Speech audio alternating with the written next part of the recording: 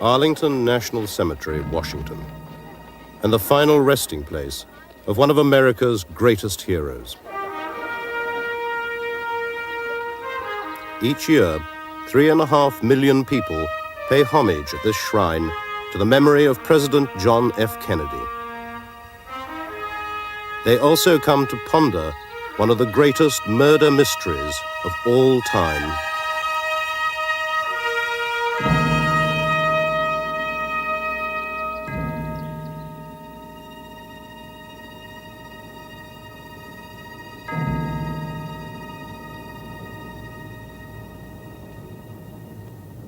There was a monstrous cover-up of everything. I know it, and so do the people who covered it up. It angers me terribly that we don't know the truth. And the arrogance of those in power that continue the cover-up and the lie is beyond tolerance. We're not a free country anymore because the people who are smart enough and powerful enough to take out a president like that and get away with it for 25 years are probably involved in other areas of the government. In other words, the country is being run by people we did not vote for. If it could be done to John F. Kennedy in 1963, it could be done to another president in the future. And we can't afford to have coup d'etats in America, no matter how cleverly orchestrated and sinisterly contrived they may be. That cannot be permitted to happen. And the way in which you prevent that from happening is to expose those elements of government and society in this country that were responsible for the killing of John F. Kennedy. The southeast corner window of the 6th floor of the Texas School Book Depository, Dallas. According to the official verdict, the spot where a lone gunman, Lee Harvey Oswald, fired 3 shots into Dealey Plaza, striking the president from behind as he rode in a motorcade down the center of Elm Street. And each year on November the 22nd, an informal gathering on the grassy knoll of people skeptical of their government's conclusion. And in honor of the events that took place here in November 1963. One moment, please. Until now, the world has been asked to accept the Warren Commission's verdict on the death of John F. Kennedy. New evidence that exposes the complex and sinister forces that brutally murdered the President of the United States 25 years ago will be shown here for the first time.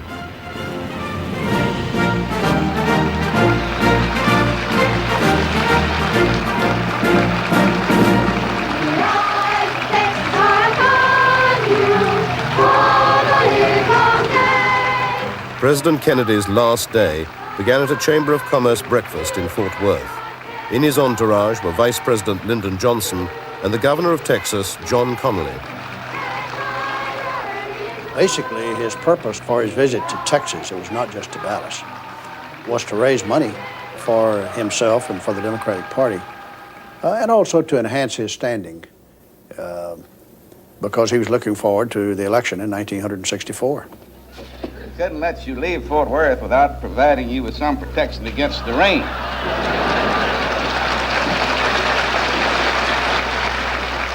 I'll put it on in the White House on Monday. If you'll come up there, you'll have a chance to see it there.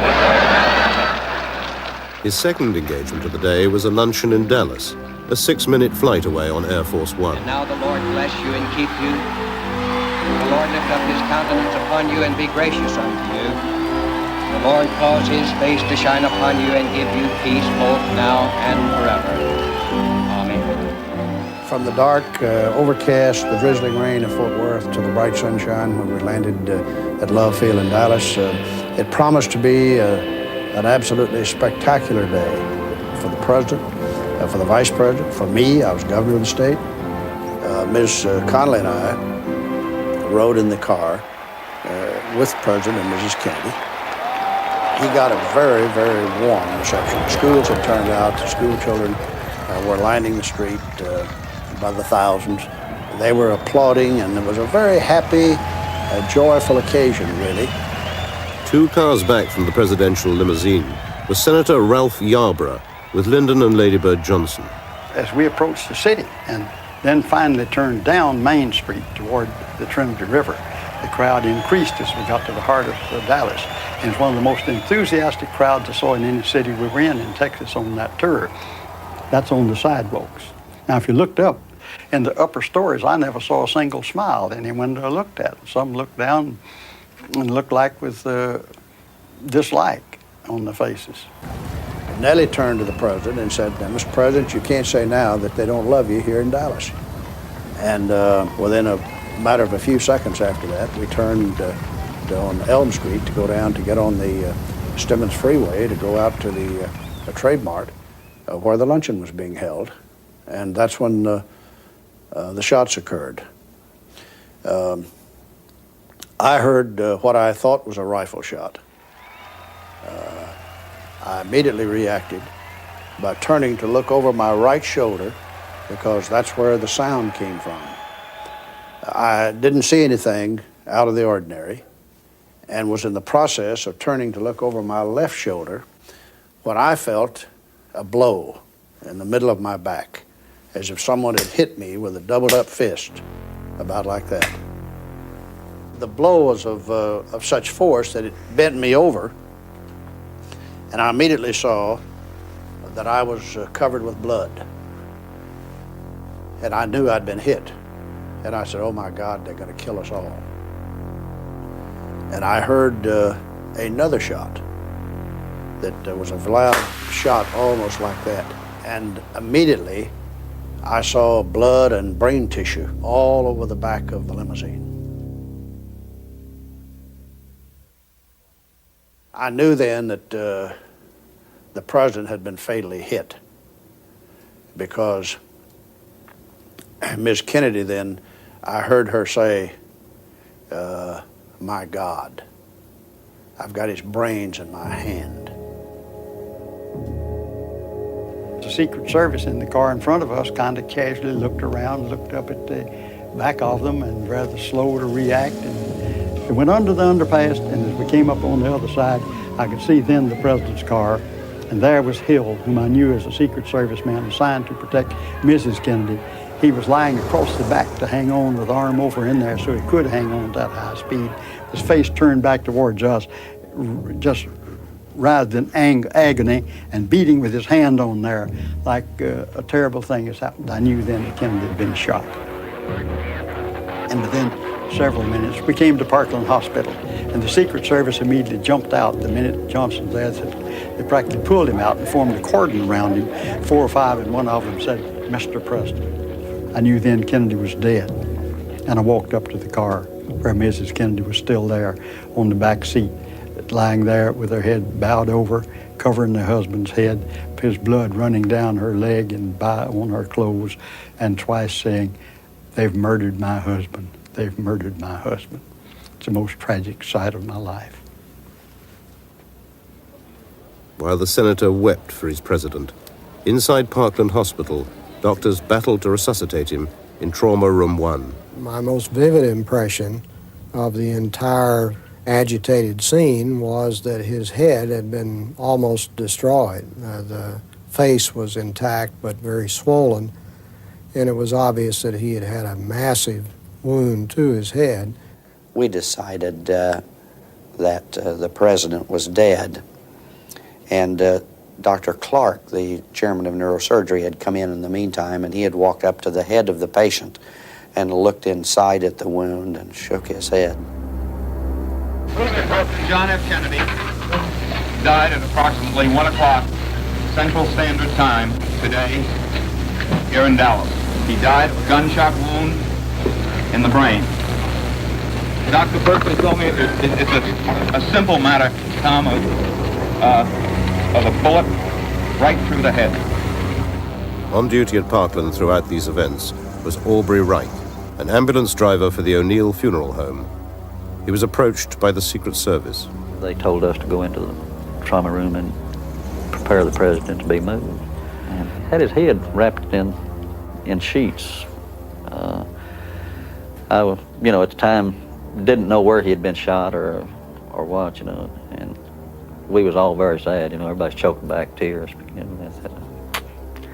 But Dr. Earl Rose was a forensic pathologist, well trained in medical legal autopsies, and he appeared at Trauma 1 and said, "This is a homicide in Dallas County, and I will do the autopsy on President Kennedy."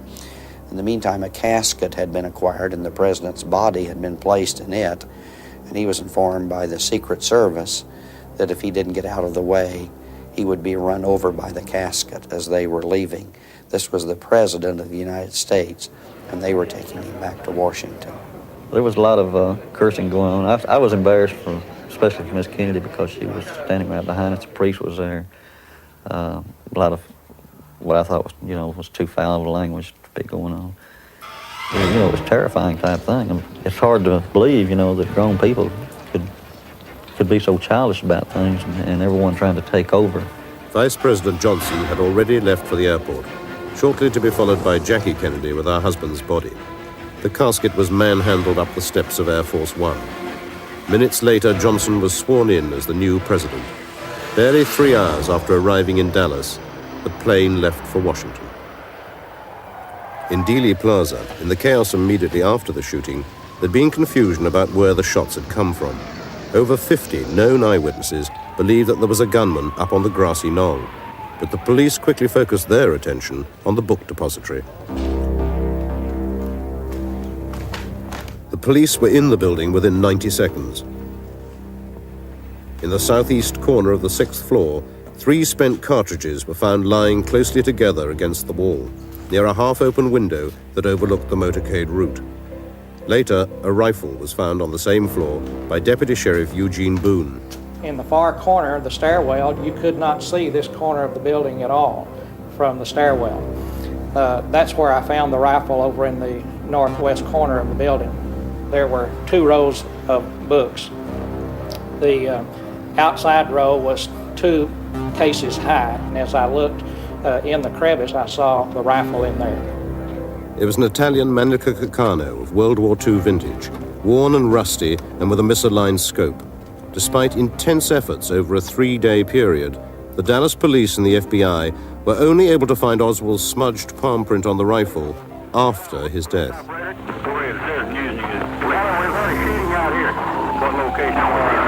Between Marsalis and Buckley, it's a police officer. Somebody shot him. There's been a police car. 45 minutes after the assassination, a police patrolman, J.D. Tippit, was shot dead in the Oak Cliff area of Dallas, 3 miles from downtown. Squad cars swiftly converged on the Texas Theater, a mile from the scene of the shooting. A man, behaving suspiciously, had slipped inside without paying and disappeared into the upper balcony. One of the first police officers on the scene was Paul Bentley. I came down from the balcony and entered the theater from this door right here. Oswald was sitting in this chair, and just as I entered, he jumped up as McDonald came up in front of him, Officer McDonald. He immediately pulled a gun from his waist. As I saw him pull the pistol, I dove over the seats and came down on the side of Oswald, or the suspect. Struggling with him, I scraped his forehead with the bottom of this ring. I had some of the skin from his forehead under the ring when I got to the city hall. I didn't shoot him because at that time other officers had converged, and I was afraid if I did miss, I might hit another officer. And it seemed like 100 years before I could get that gun out of his hand and get it into my belt. And then after I got the pistol away from him, I let my pistol go back into the holster, and then I popped him one upside of his head.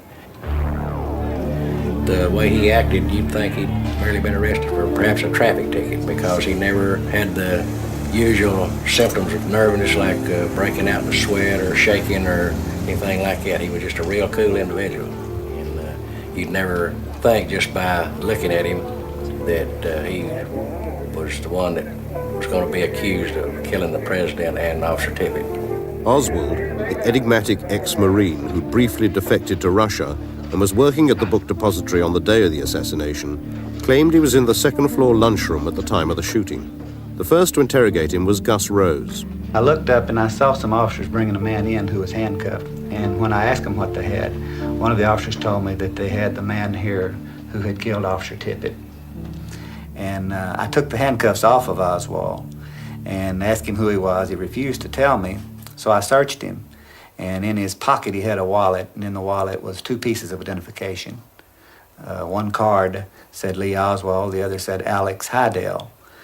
When I asked him who that was, or which one of these he was, well, he became belligerent and something to the effect he said, "You're the cop, you figure it out." Oswald, did you shoot the president? I didn't shoot anybody, sir. I haven't been told what I'm here for. You have a lawyer? No, sir, I don't. The gun was fired one time by the suspect, but luckily it misfired. Fought with us like a wild man, and is there any doubt in your mind, Chief, that Oswald is the man who killed the president? I think this is the man that killed the president. From the moment of his arrest, Oswald was presumed guilty and portrayed to the world as a lone nut assassin. But he vehemently protested his innocence at every opportunity. Well, what the situation is about, nobody has told me anything except that I'm accused of murdering a policeman. I know nothing more than that, and I do request for someone to come forward to give me a legal assistance. Did you kill the president? No, I've not been charged with that. In fact, nobody has said that to me yet. The first thing I heard about it was when the newspaper reporters in the hall asked me that question. You have been. Nobody said what? Sir? You have been. Nobody said what? Okay, my hand here. Okay. Visibly shaken by this news, Oswald was to be interrogated for a further 36 hours A policeman hit me. before his transfer to the county jail. You regard the county jail as a more secure place to house the prisoner. Is that why you're transferring him from the city jail? It's customary after a man is filed on that he be transferred. We only keep him in our jail until he is filed on. Necessary precautions will be taken, of course, but I don't think that the people will try to take the prisoner away from us. On the Sunday morning, Oswald was escorted through the basement of police headquarters by detectives Jim Lavelle and L.C. Graves. Jim Lavelle and myself and Oswald stepped off the elevator, walked a few steps, and waited till we got the all-clear signal to go on out to where the car was supposed to be parked waiting for us. But the car was not in place. Consequently, when I walked out, I was looking to my right where the car was being backed into position, but it wasn't where it ought to be. I could see this crowd of people to my left, which include police officers and news reporters, cameramen, and so forth. I saw Ruby in this crowd to my left. He was standing on the front with a pistol in his hand down at his side. I caught him out of the corner of my eye, and then I started, of course, getting loose from Oswald where I could grab the gun. But before I could grab the gun, he had already gotten one shot off, so I grabbed his wrist and the gun simultaneously and just spun around with him. There's the prisoner. There is Leon. He's been shot. Shot rang out. Mass confusion. The man with the gun. Had I not got that gun, he may, in the excitement, shot off some more rounds because he was still squeezing on that trigger in an attempt to shoot that pistol again.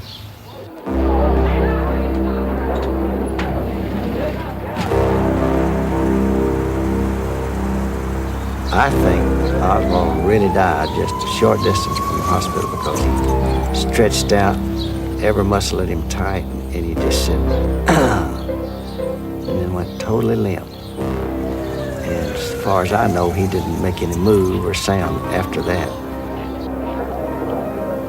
Mr. Oswald died at 1:07 our time in the operating room of the gunshot wound which he had received. By the Monday evening, both Oswald and Kennedy had been buried, and the inquests begun. All investigations focused on the lone gunman theory, and within 2 weeks, a detailed FBI report declared the guilt of Lee Harvey Oswald. Secret Service reenactments supported their conclusions. In March the following year, sentence was passed on Jack Ruby. We, the jury, find the defendant guilty of murder with malice as charged in the indictment and assess his punishment at death. Meanwhile, the Warren Commission, charged by President Johnson to find the truth, operated almost entirely in secret. Based in Washington, the commissioners finally came to Dallas. Their spokesman was former CIA Director Allen Dulles. Are you convinced that he was shot from the school book depository? Well, I think we better leave all that, you know. The evidence report will cover all of that, and we'll get into that. But that question might lead to a lot more. And Earl Warren, Chief Justice of the Supreme Court, also came, with Commissioner Gerald Ford, a future president. The prime purpose of their visit was to interview Jack Ruby, who had appealed against his sentence. A frightened man, he claimed he could not talk freely in Dallas and begged 8 times to be taken to Washington to testify. The commissioners left, ignoring his pleas. Everything pertaining to what's happening has never come to the surface. The world will never know the true facts of what occurred, my motives. The people that had so much to gain and had such a material motive for putting me in a position I'm in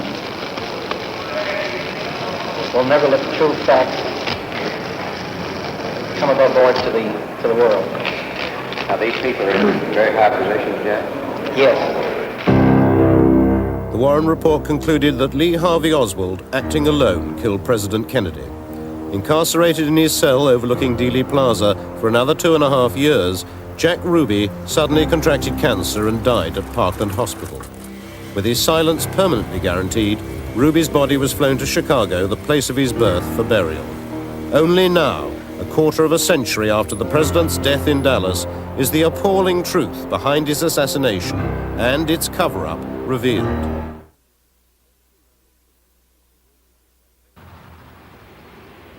Secretary Marilyn Sitzman, on the morning of the assassination, joined her boss, Abraham Zapruder, an enthusiastic home movie maker, on the grassy knoll. His film of the passing motorcade was to become the most detailed and gruesome record of the president's death. We were looking around to see where would be a good place to be. And he looked here and he said, well, this standing up here would be a good shot. But he said, I got vertigo and I can't stand up there by myself. Would you stand behind me and hold on to me? I said, sure, why not? So he gets up here, I get up behind him, and I'm holding on to him. And he started filming about, just before they came around the corner. And we're filming, they come around the corner and start coming down and they're, waving at everybody. And then we heard what to me sounded like 2 firecrackers. It was starting to get a little confusing because you could see things happening in the car, and you didn't quite get what was happening until they got right here in front of us, and the third shot hit Mr. Kennedy right in his head. We knew what happened. This harrowing footage, after examination by the FBI, was immediately purchased by the publishers Time Life and locked away from public scrutiny.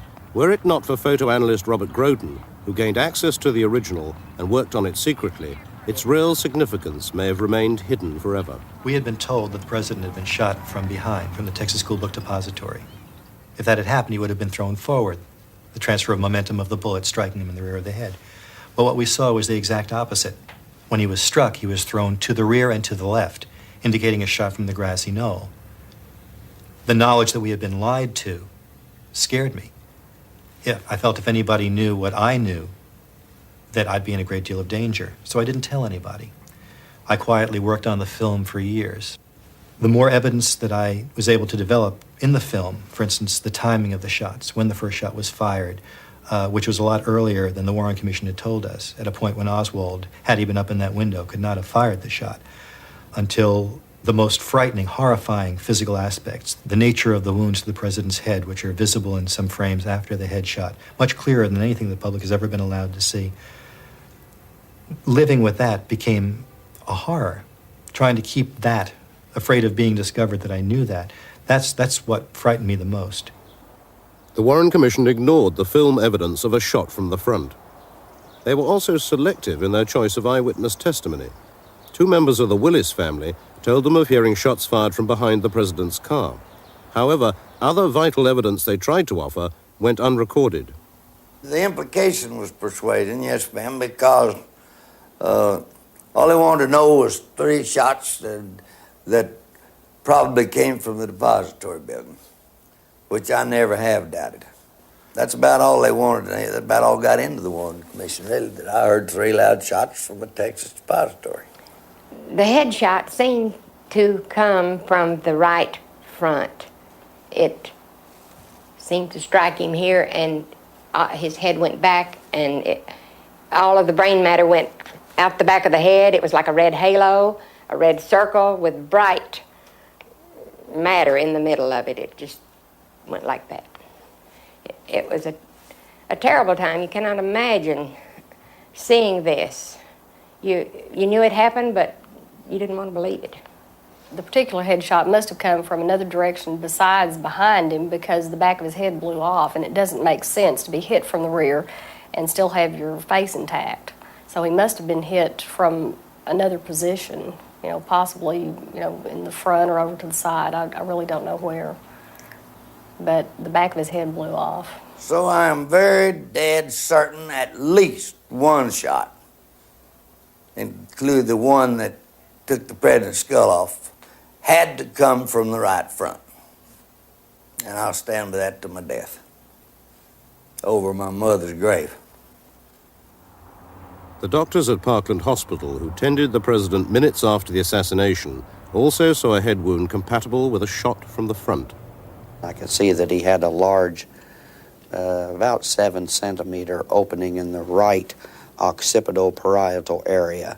A considerable portion of the brain was missing there, and the occipital cortex, the back portion of the brain, was lying down near the opening of the wound, and blood was trickling out. Almost a fifth or perhaps even a quarter of the right back part of the head in this area here had been blasted out, along with probably most of the brain tissue in that area. The president's body was flown in Air Force One directly from Dallas to Washington. Accompanied by Jackie Kennedy, the ornamental bronze casket was unloaded at Andrews Air Force Base, apparently to be driven straight to the Naval Medical Center at Bethesda for the official autopsy. It was here that Commanders Humes and Boswell, with Colonel Fink, were making their preparations for the autopsy of the century. Assisting them was medical technician Paul O'Connor. The morgue door burst open and 6 or 7 men came carrying this casket in and set it on the floor next to the table, autopsy table. As I remember, this casket was a type of casket that was a cheap shipping type of casket. What I mean by a shipping casket is that it's not a very ornamental casket. It's not very expensive. It's a very plain casket. This is not the casket in which Al Reich placed the president's body at Parkland Hospital, Dallas.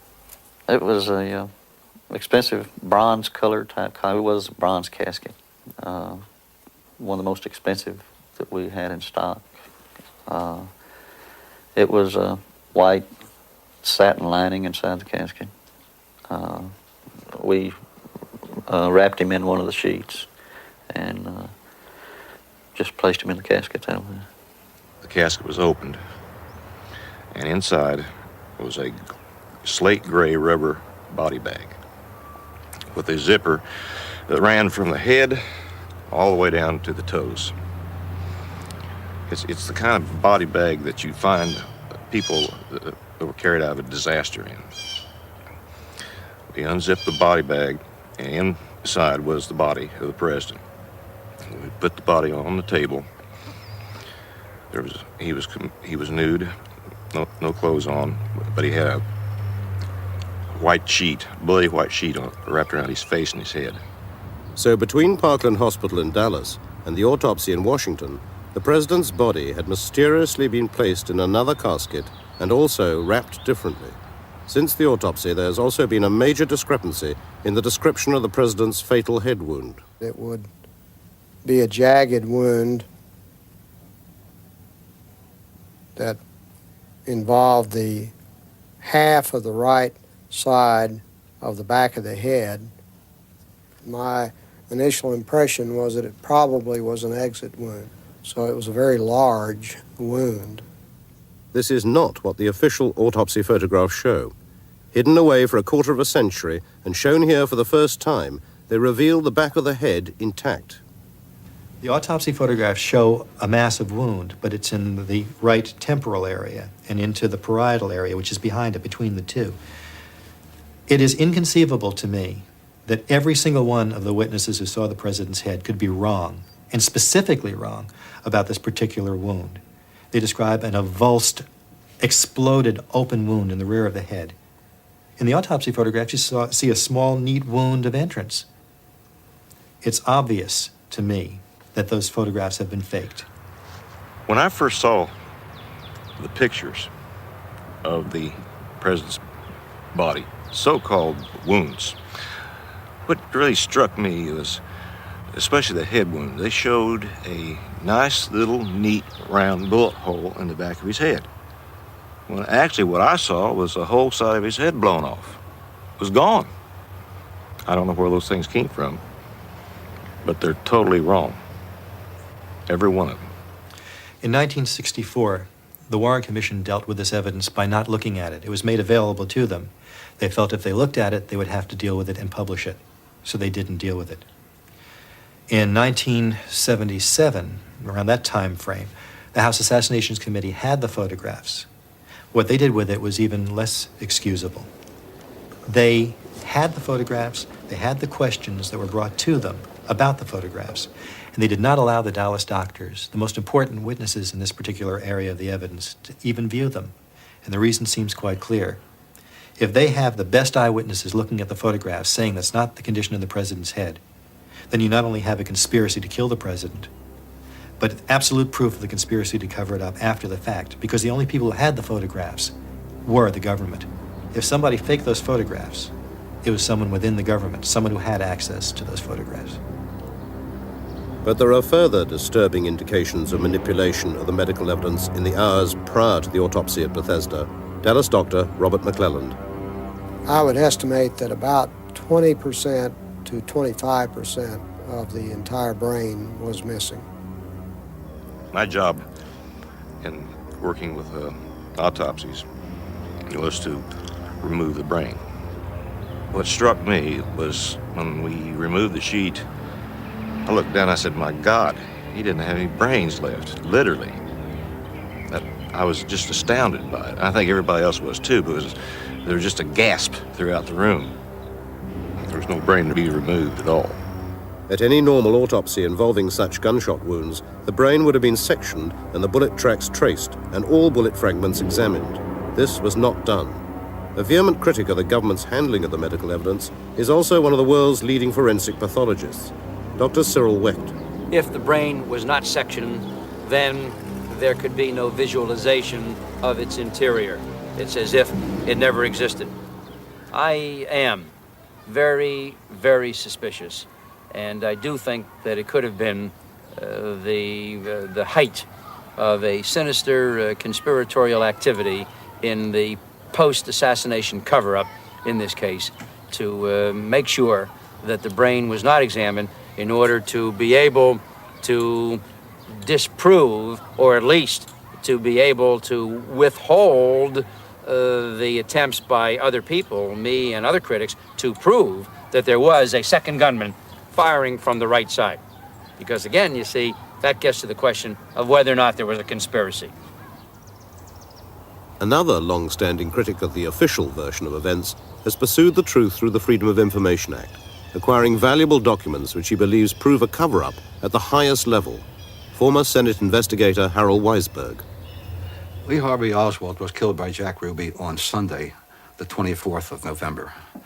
Nicholas Katzenbach was the acting Attorney General and the Deputy Attorney General, and he knew immediately that Oswald wasn't going to be tried. They didn't have to put this evidence into court.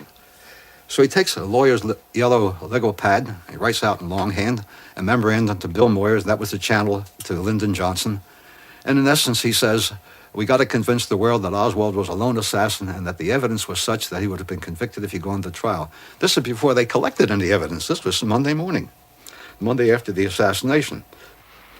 The Dallas police were still collecting evidence and had to be stopped.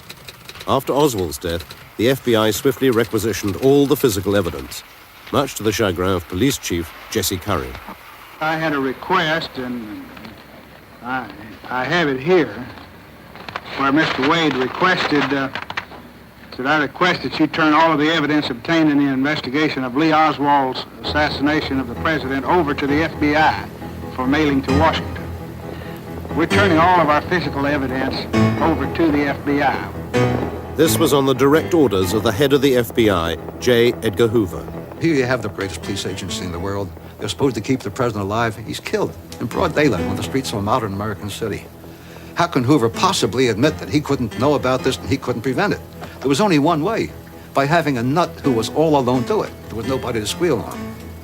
So, from the beginning, J. Edgar Hoover had an instant vision. Oswald was a lone nut assassin, and that's all that anybody ever considered, anybody in official position. You can say, let me try and understand what the government did, how it worked this way. You can understand that maybe for a couple of days they didn't want the truth to come out because they didn't know what was going to happen. They didn't want to frighten people. They wanted to preserve domestic tranquility. Was there going to be an attack on Lyndon Johnson or the Secretary of State? Was there going to be an invasion from abroad? Was this the beginning of a revolution? Those kind of things have to enter the thoughts of the people in authority in Washington. After a couple of days, when everybody knew this wasn't happening, then there's no excuse for the lying. The lie was that Oswald, a poor shot, fired his 3 bullets from the 6th floor window of the book depository in under 7 seconds.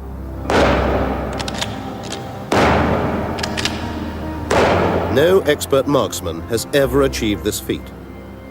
The Warren Commission, basing its findings on the earlier FBI report, at first said 2 bullets had hit Kennedy, 1 in the back, 1 in the head, and 1 bullet had hit Governor Connolly. Their conclusions were thrown into disarray by eyewitness James Tague. I was standing right at the east end of the triple underpass on the sidewalk between Main and Commerce. And when the first shot, which I thought was a firecracker, happened and I heard 2 more, I ducked behind the triple underpass and actually did not see too much of what was going on until I looked out and the presidential limousine was going right by me under the underpass. At that time, Deputy Sheriff Buddy Walters said, "You have blood on your cheek." I reached up and there was a couple drops of blood. And at that time, I remembered something had stung me during the shooting. He says, "Where were you standing?" We walked back, and from about 40 feet away, we noticed a mark on the curb, a very fresh mark.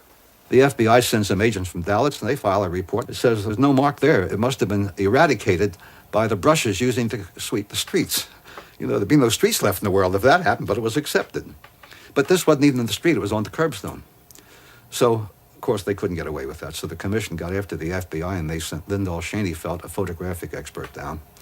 And accompanied by Robert Gemberling, who was the case agent in Dallas on the assassination, they got the pictures, they spoke to the photographers, they went exactly to where a point was, and there it was. Except that it was a little bit different. Instead of a hole, you can see the difference in color, you can see the difference in texture, and I know because I've examined it at the archives. It's darker and smoother. Instead of a bullet hole or a nick made by a bullet, you've got it all smoothed over in darker color. So they dig it up, they take it back to Washington, they go through this incredible charade of making scraping samples off and making a spectrographic analysis of what they know is not the evidence. They don't give a damn about the fact that underneath it is something that could have been a consequence if it hadn't been covered over. They have no questions about why would somebody want to hide this when the president is killed. And then they destroyed the spectrographic plate when I asked for it. At least they say they did. And the court said to produce it. They said it doesn't exist. The explanation? Not under oath, understand, just a possible explanation. It must have done it to save space. A 32nd of an inch in the world's largest collection of files, which the FBI has, they're saving space with 1/32 of an inch. But they get away with this in court. They did not want a missed shot. It would not fit. And my testimony would prove that there was one missed shot that went over the limousine and hit the curb beside where I was standing. It did change the outcome of the Warren report. So late in the day, the commission were left with only 2 bullets to cause all the wounds to both Kennedy and Connolly, and one of those bullets had to have injured both men. To explain this, Arlen Specter, a counselor to the commission, created the single bullet theory, known to critics as the magic bullet. The infamous magic bullet. We have that bullet exiting from President Kennedy's neck, moving forward and leftward and downward. It now stops in midair, it turns to the right, it comes back a full 18 inches, stops again, and then slams into John Connolly's back. It continues downward, and it goes through his wrist, and somehow they get that right wrist over to the left thigh. If you look at the Zapruder film, you'll see in the individual frames that John Connolly's right wrist is not near John Connolly's left thigh. The significance of this, the importance, cannot be exaggerated. It is impossible to overstate it. Why? Because the single bullet theory is the sine qua non of the Warren Commission report. It's not a matter of how much weight and credibility do you give to it. It's a matter of whether or not you have a single bullet theory that permits you to conclude that there was only one person firing, whether it was Oswald or anybody else in the world. If you don't have a single bullet theory, then you cannot have a sole assassin. And if you move to that point, then you're into conspiracy by definition. And that's why it had to stop with Oswald as a sole assassin. And that's why they came up with the single bullet theory. There's no question in my mind that that 26-volume set should be taken from the shelves of all the libraries where they now rest in the United States from nonfiction and placed in the fiction shelves along with Tom Sawyer, Huckleberry Finn, and Gulliver's Travels. That's where they belong. Straight out of the realms of cheap fiction, Chicago's tough West Side and the birthplace of a notorious son.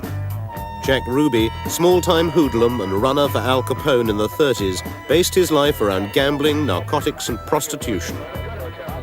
His Carousel Club in Dallas was one in a long line of unsuccessful nightclubs, where Ruby often played host to members of the Dallas police force and the criminal underworld.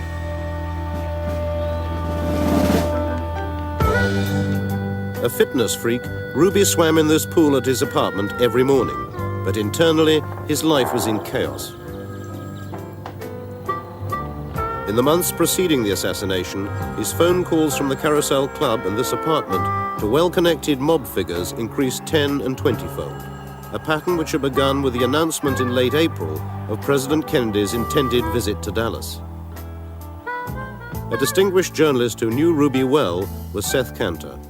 In the weeks immediately before the assassination of the president, unaccountably, Ruby had visits from some members of the underworld who he had not even seen in a period of something like 20 years. In May of 1963, Ruby traveled to New Orleans to negotiate for one or more strippers for his club and dealt with a man named Harold Tenenbaum there. But New Orleans was and has continued to be controlled by a very powerful mafia figure named Carlos Marcello. Marcello, a leading target of the Kennedy brothers' war on crime, had sworn vengeance against them. His interests in Bourbon Street were first visited by Ruby in June 1963, ostensibly to recruit fresh flesh for his Carousel Club. This dancer at the show bar, known as Jada, was signed up by Ruby. But was she the cover for more serious underworld business? Ruby's connections with nightclub people in New Orleans meant that one way or another he was dealing with Marcello associates. He had telephone contacts and personal contacts with various well-known gunmen and thugs who regularly serviced the underworld in Chicago, Miami, Las Vegas, Houston, and in New Orleans. These underworld links were never investigated by the Warren Commission, who found no evidence of a conspiracy. They also found no connection between Ruby and Oswald. Interviewed for the first time, former nightclub singer Beverly Oliver has finally broken her silence of 25 years. I purposely have waited this long. I've always felt very threatened. You know, a lot of folks that gave testimony are no longer around to give testimony any longer. I didn't want to become a statistic. I didn't want to be one of those people that shot myself in the back of the head with a shotgun. One night in particular, I recall about 2 weeks prior to the assassination, being in the club. Parking lot separated his club, the Carousel, and the club that I worked at, the Colony Club. So in between shows, the showgirls from the Colony Club would go over to Jack's club and watch their show, and in their show breaks, they would come and watch our show. So I had trotted over there that night and was watching the show, and there was a girl that danced there by the name of Jada, and she was sitting at the table with Jack Ruby and another man, and I went and sat down with them to have a drink. As I sat down at the table, Ruby introduced me to the man sitting there at the table with he and Jada, and he said, "Beverly, this is my friend Lee." And after Jack Ruby went into the police station and killed Lee Harvey Oswald, it was then that I realized this was the man that I had met in the club 2 weeks prior to the assassination of Kennedy. Lee Harvey Oswald and Jack Ruby were linked together, and I don't know how, and probably I never will. But I know in my heart that man Lee Harvey Oswald, or the person that was shot in the basement of the police station, was the man that was in the club 2 weeks prior to the assassination. As a matter of fact, the next day, Jada gave an interview to the newspaper, and she said the same thing that I'm saying to you now, that she met Oswald 2 weeks prior to the assassination of Kennedy. However, unfortunate it is, Jada is dead, or so they tell me. Jack Ruby's close links with the Dallas police gave him easy access to their headquarters. On the assassination weekend, he was seen there several times, even correcting information about Oswald given out at a press conference. Was he stalking his prey? Billy Grammer was a police communications officer on duty the night before Ruby killed Oswald. Around 9 p.m., he received an urgent message from a caller who refused to identify himself. I thought I recognized the voice, but at the same time, I could not put a face or a name with the voice. And as we talked, he began telling me that we needed to change the plans on moving Oswald from the basement, that he knew of the plans to make the move, and if we did not make a change, the statement he made precisely was, "We are going to kill him." Billy Grammer reported the call, finished his shift, and went home to bed. He was asleep when Ruby, seen here on the edge of picture in his grey fedora, prepared to move in for the kill. There is the prisoner. Do you have anything to say in your defense? The first Billy Grammer knew of the slaying was the following morning when he switched on his television set. No sooner than I turned it on and they were telling that Jack Ruby had killed Oswald, then I suddenly realized, knowing Jack Ruby the way I did, this was the man I was talking to on the phone last night. At that time, I put the voice with the face, and I knew within myself that Jack Ruby is the one that made that call to me the night before. And I think it was obvious because he knew me and I knew him, and he called me by name over the telephone. And seeing this and knowing what I knew and what he had said, then to me it had to be Jack Ruby. He is shot. He is shot. Oswald. It is Oswald. While his victim lay dying on the floor of the jail office, Ruby was dragged past him and taken up to Oswald's empty cell, where he was interrogated by Don Archer. His behavior, to begin with, he was very hyper. He was sweating profusely. I could see his heart. Of course, we had stripped him down for security purposes. He asked me for one of my cigarettes, so I gave him a cigarette. Finally, after about 2 hours had elapsed, which put it around 1 p.m., the head of the Secret Service came up, and I conferred with him, and he told me that Oswald had, in effect, died, and it should shock him because it will mean the death penalty. So I returned and said, "Jack, it looks like it's going to be the electric chair for you." Instead of being shocked, he became calm. He quit sweating. His heart slowed down. I asked him if he wanted a cigarette, and he advised me he didn't smoke. And I was just astonished that this was a complete difference in behavior of what I expected. I would say that his life had depended on him getting Oswald. He made the statement, "We are going to kill him," which leads me to believe that this was not a spontaneous thing that happened on the spur of the moment. He was watching Oswald coming out the door, and all of a sudden he decided to shoot him. I do not believe that. I think this was a planned event with him being the man to do the shooting. I told you earlier this morning, I think it's a waste of time. I have no chance whatsoever. Startling new evidence of a conspiracy has emerged from a faded Polaroid photograph taken 25 years ago by Dallas housewife Mary Ann Moorman. Facing the grassy knoll, she took her picture of the president within 1/6 of a second of the fatal headshot.